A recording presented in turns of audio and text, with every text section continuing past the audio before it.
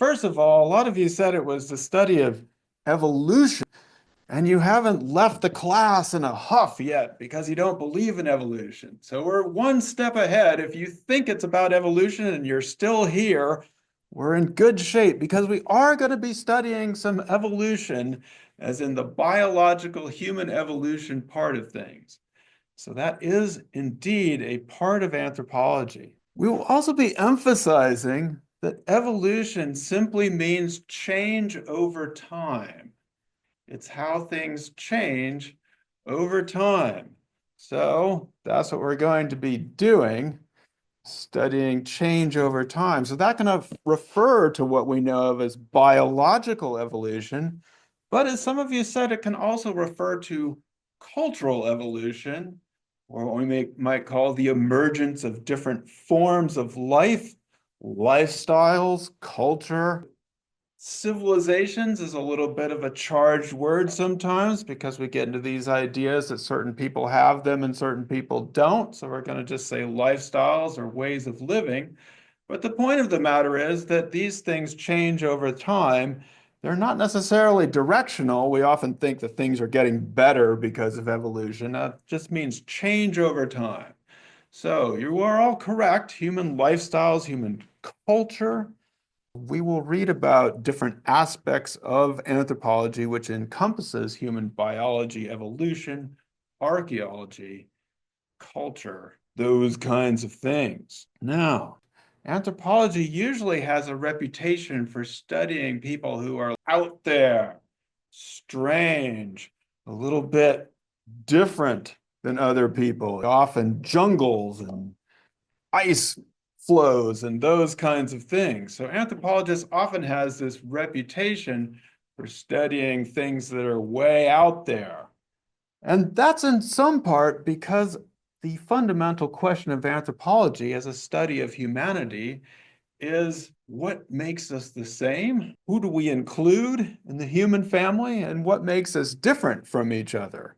And where do we start? We start with Lucy back in the day, and should Lucy be considered part of the human family or not? Some people would say yes, because Lucy was a bipedal, walking on 2 feet creature who seemed to have some tool use at least. So some people would say that this creature from say 4 million years ago, more or less, that they should be included as human beings. But this leads us to an interesting question even in today's world, which is, if anthropology is the study of human beings, how do you know other humans when you see them? Because even if we look around the world, around the room, certainly if we look around the world, but even when we look around the room, we're going to see that people look all different from each other. Should we all include ourselves in this big human family? How far are we going to go back in including humans? We're going to include the Neanderthals in the humans? We're going to include the Lucies, the hominins? We're going to include some of the great apes? How do we know there are other humans when you see them? So there are some things that we just talked about, like being bipedal. In general, we know that people walk 2 feet all over the world. Not everybody does this. So we don't want to exclude people who are not able to walk, but in general, people walk. They're bipedal creatures. That's an important part everywhere, except for certain people at the Grammys. They wear clothes. There's clothing involved. And you can tell that here we are. We are all clothed human beings, and we use tools, different implements or different things that we can use to get our lives together. Now, if you look at your syllabus again, you'll notice that we're actually going in order of what we're going to be studying. Being bipedal was one of the first aspects of human evolution that separates those creatures that would become what we call humans and those creatures that would be the non-human primates, some of the great apes. So clothing, tools, being bipedal, Going through again, we'll talk about language and our ability to communicate with each other. We all need to eat food, and that's one of the things that you'll notice about other people is they also actually need to eat. So if you showed up in another society, even though the people might look very different from you, if they did most of these things, you'd probably be like, yeah, probably humans. Again, in our syllabus, we'll study social organization, how our societies organize themselves together and relate to other societies. All human groups have differentiations based on gender. All that shows up differently in different groups. Everybody has to have sex, reproduce, have sex for non-reproductive reasons as well. People do that in all kinds of funny ways. Everybody has notions of who's related to whom, who you call your kin or your family, who you are able to marry, how your reproduction is sanctioned or not. Humans are also creatures who will be studying different forms of caring for each other. Those are some of the few creatures that try to figure out what is wrong with people when they get sick and then try to take care of them. And humans also have various rituals for dealing with different kinds of situations. So we'll be reading a chapter about the rituals around death and dying. Humans acknowledge this in a public way and go through that. Now, here's the deal. This is how we know other human beings. These are some things that we share, we're going to be studying about, and that we all do or have. But if you go to another society, what are some of the first things you're going to notice about the people there? We do these things differently.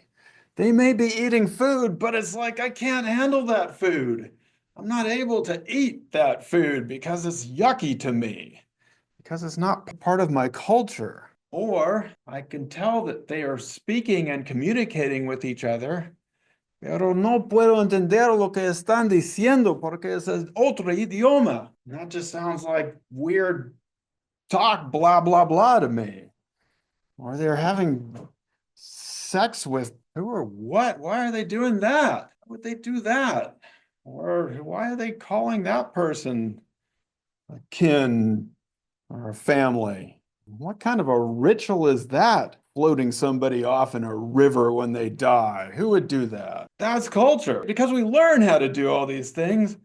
And what seems natural to us might seem really weird to somebody else. When we go to a place, what seems weird to us might be completely natural. So you don't know what people are saying or doing.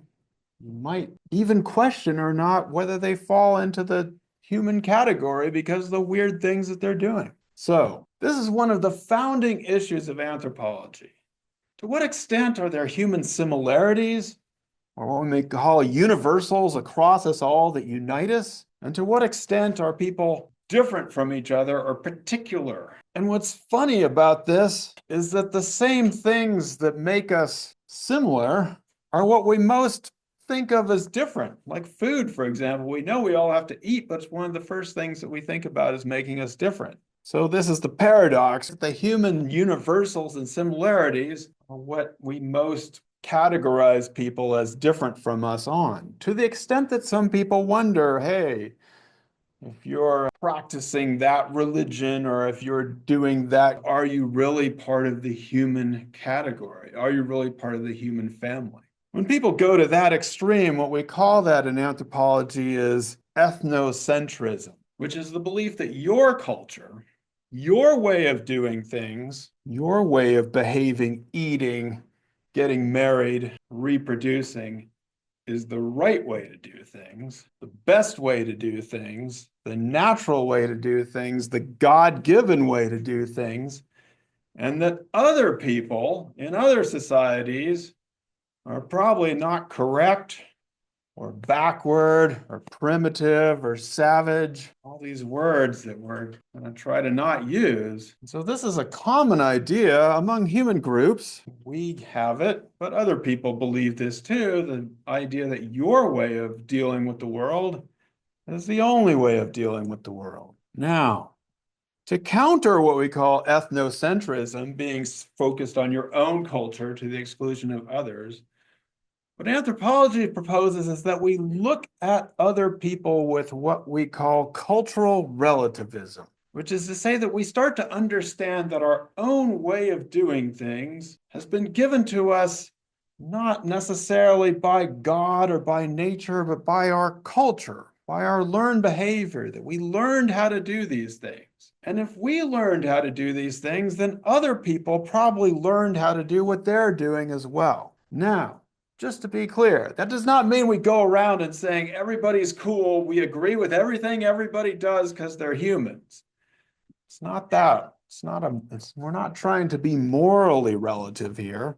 In fact, we might disapprove of things that people do, but we first try to understand what people are doing in their own context. And that's what cultural relativism is all about, is trying to at least appreciate that people have their reasons for doing things, that they learned how to do them, and they might make sense within their own society. So before we dismiss them in an ethnocentric way, we want to at least try to understand what they are. So, how about it? Are we all ready to be culturally relative?